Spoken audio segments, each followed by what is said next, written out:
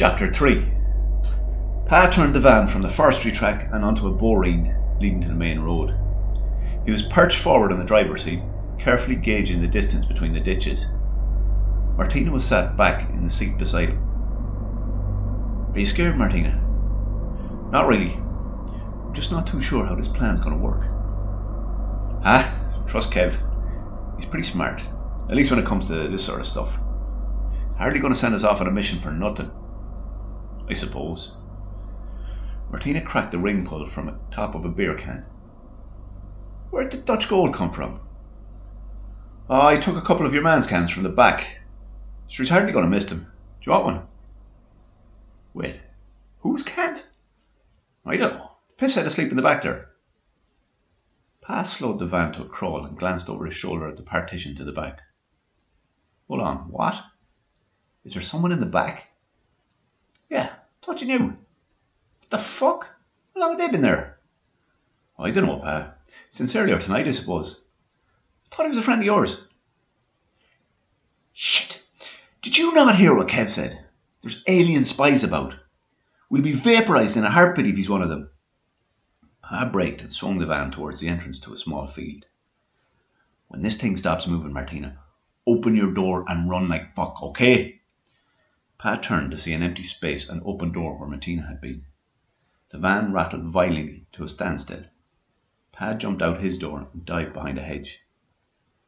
Pa! Is that you? Whispered a voice. Fuck, Martina, you can move when you want to. Stay low. We need to... They were interrupted by the sound of banging from inside the back of the van, and then it began rocking from side to side. Looks like we got out in the nick of time.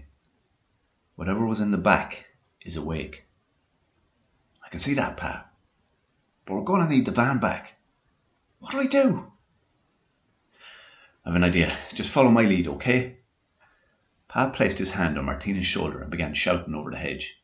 Hey, spaceman! There's a squad of commandos out here, and we've the van surrounded. Open the door and throw your weapon out, and no tricks. If you try anything smart, we'll fucking incinerate you. He then turned and whispered to Martina.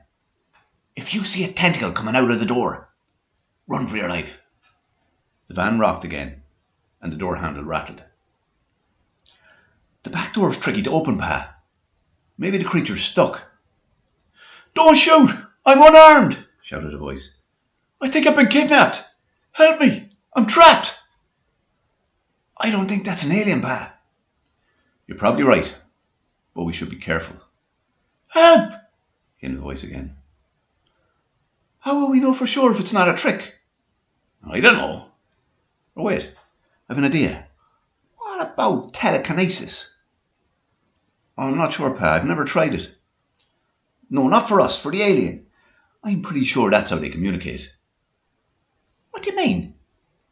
I mean we can set a trap. Pa shouted again. How many fingers am I about to hold up? What? Replied the voice. How many fingers am I about to hold up? What? Are you for real? Answer the question, spaceman. 3. Pa flashed a grin and a thumbs up at Martina. Wrong. 4. Fair play. Just had to be sure you weren't an alien. Hold on and I'll open the door for you. The person that stepped out of the back of the van smelled of beer and urine. He was grateful to be out of the van and not facing a hail of bullets. He was also grateful to be offered a lift back to the party and happy to make small talk. Sorry again about that. I must have got into the wrong van, or else the lad stuck me in yours for a joke. Anyway, what's you going to party? Not a bad night, huh? Yeah, not bad. Except now we need a spaceship to stop an alien invasion, which is going to be a ton of hassle. We take a G2 being at the acid. How would you know? I'm not sure if we've any left though. If you're looking for some. Martina, do we? No thanks, lads. You're grand. I leave you to it. Some night for it though. What with the comet and all? You mean the alien mothership? I guess so. Shit! Pa jammed on the brakes and turned to his passengers. I've just realised I've been driving with the lights on. We're a sitting duck target for them. He turned the lights off, peered up at the sky, and continued driving. Jesus, man, will you keep the lights on? I mean, lads, the aliens are probably back up in their flying saucer, yeah? So you might as well drive with the lights on, yeah? Just so you don't kill someone. Actually, do you know what, lads? I just remembered I have to fetch something out of the woods here. Can you pull over? But we're nearly back at the party, are you sure? Yeah, that's grand. Just let me out. Pa pulled the van up. Right, lads, have a good one, and good luck with the aliens. The man was gone before Pa or Martina could reply. So, man, that fella. Yeah, pure sound. He even left us a bag of cans. I tell you what, Martina. He gave me some hop. I was full sure there was an alien in the van. Me too. Goes to show, you can't judge a book by the cover. What do you mean? He looked exactly like a human, and it turned out he was a human. I don't know, it's just a saying. Anyway, we should go and see how Kev is getting on. Pa and Martina found Kevin exactly where they had left him. He was sitting at the edge of a makeshift car park smoking. There was no sign of a takeoff strip. Pa walked over to him and gestured towards the trees. You haven't made much progress. Yeah, well, I've had Beavis and Butthead helping me. Kevin nodded towards his two new friends, who were now standing next to a tree and bickering over the finer points of space travel. Did you two get the materials? What materials? The fucking materials you went off to get. What materials do you think? Oh shit, sorry Kev, I forgot all about them. Pa, I was supposed to give you a list of stuff we need to get for the spaceship. Martina passed a tiny piece of card to Pa, who squinted at it. Kev, is this a joke? What the fuck is 16BCPU? Do you think I'm James Bond? What's the point of writing us a list in code? It's a 16-bit microprocessor. We need it to control the gravitational charge in the hyperdrive. If we don't get hold of one, there's no hope for humanity.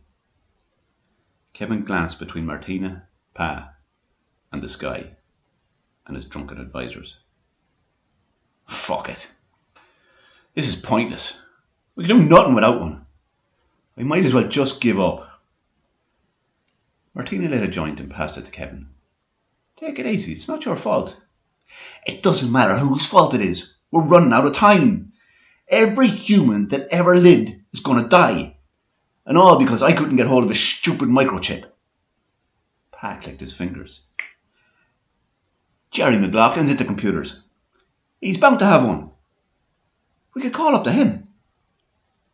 Kevin took a slow drag of the spliff and spat behind him. I'm not calling up to Jerry McLaughlin. He's a bollocks. I suppose it is late to be calling. Pa took hold of the joint and inhaled. He might be asleep by now. He slowly exhaled. But lads, you know what? We should go and wake him. It's the end of the world. Martina nodded in agreement. Jerry won't mind. We can ring him up a few cans. Plus, he'd be saving humanity.